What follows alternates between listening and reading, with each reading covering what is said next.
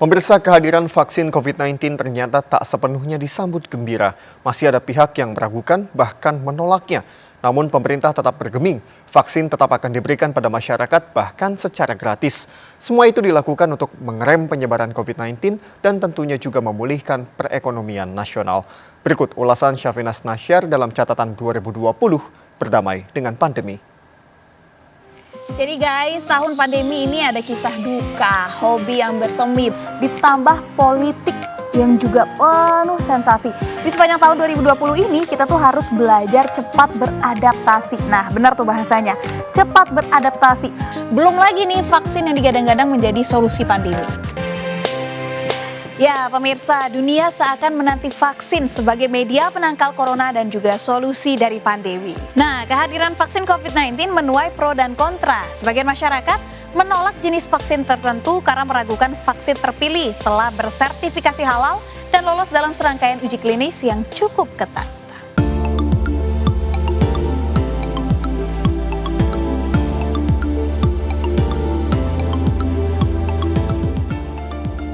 Sementara itu, Presiden Joko Widodo menjamin vaksin dengan anggaran awal senilai 18 triliun rupiah yang digunakan di Indonesia telah melewati serangkaian tahapan praklinis, uji klinis, dan persetujuan sejumlah pihak terkait.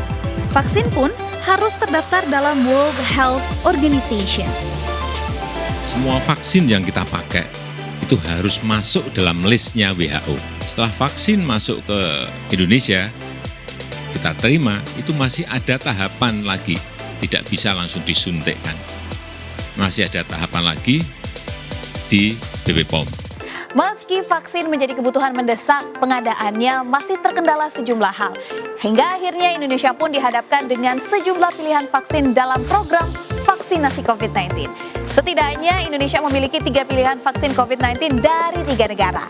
Beberapa di antaranya adalah vaksin produksi BioNTech dan Pfizer asal Amerika dan Jerman. Yang kedua adalah vaksin Sinovac Biotech asal Tiongkok yang memproduksi sedikitnya 3 jenis vaksin COVID-19. Di antaranya adalah vaksin CanSino, vaksin Sinopharm, dan juga vaksin Sinovac. Dan yang terakhir adalah vaksin produksi dalam negeri yang disebut sebagai vaksin merah putih. Vaksin ini dirancang oleh Kemenristek dan juga sejumlah lembaga perguruan tinggi.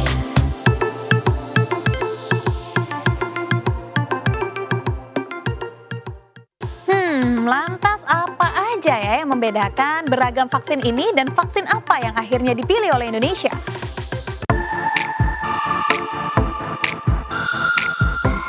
Di antara ketiga vaksin ini, vaksin produksi BioNTech dan Pfizer asal Amerika dan Jerman telah melalui tahapan uji klinis dengan hasil memuaskan.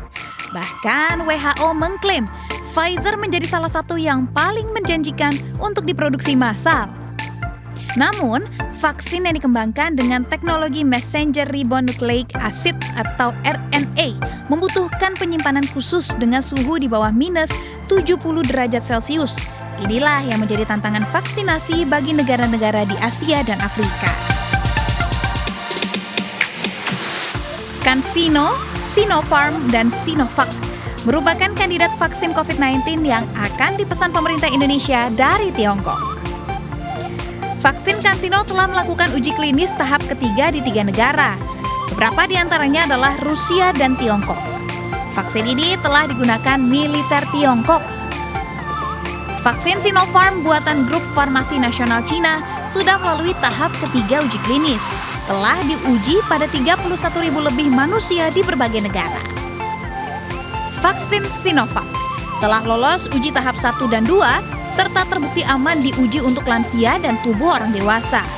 Namun, sejumlah peneliti mengklaim vaksin ini tidak begitu imunigonek sehingga harus beberapa kali suntik.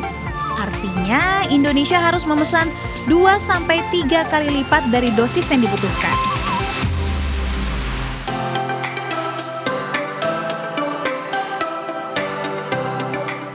Vaksin merah putih merupakan vaksin COVID-19 karya anak bangsa yang dikembangkan 6 perguruan tinggi dan lembaga penelitian terkemuka di Indonesia.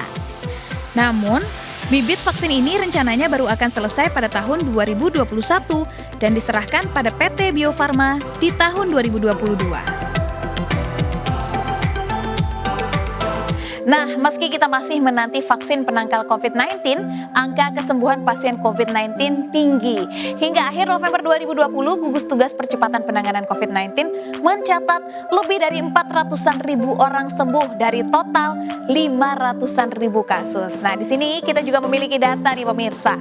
Tren angka kesembuhan setiap akhir bulannya semakin meningkat. Ini dia bisa dilihat bahwa angka kesembuhan tertinggi pada akhir bulan Oktober 2020. Tepatnya hingga 27 November 2020 secara nasional terkonfirmasi kasus positif COVID-19 sebanyak 500 ribuan kasus dengan angka kesembuhan mencapai 400 ribuan kasus. Bisa dilihat bahwa angka kesembuhan tinggi sekali ya pemirsa. Artinya sekitar 80% pasien COVID-19 sembuh dari total kasus positif COVID-19. Nah, tahun 2020 memang jadi tahun duka buat dunia olahraga. Kenapa? Karena tentunya banyak sekali event olahraga yang tertunda. Tetapi pada tahun 2021 sejumlah event olahraga dunia akan kembali digelar. Apa aja? Ini dia pemirsa. Dari dunia tenis, Australia Open akan digelar bulan Januari di Australia.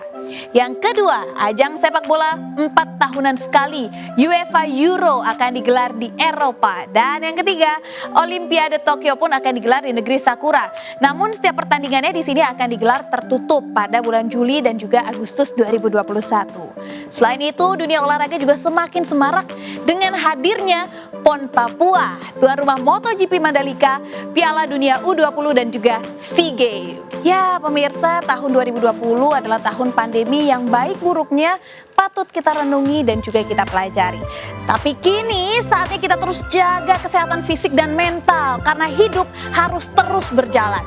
Badai pasti lewat pemirsa, saatnya berdamai dengan pandemi.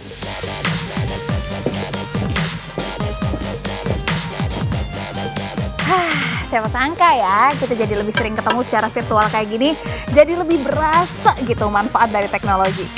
Ini dia cerita 2020 versiku. Sehat-sehat terus kalian semua. Dah. Sampai ketemu lagi.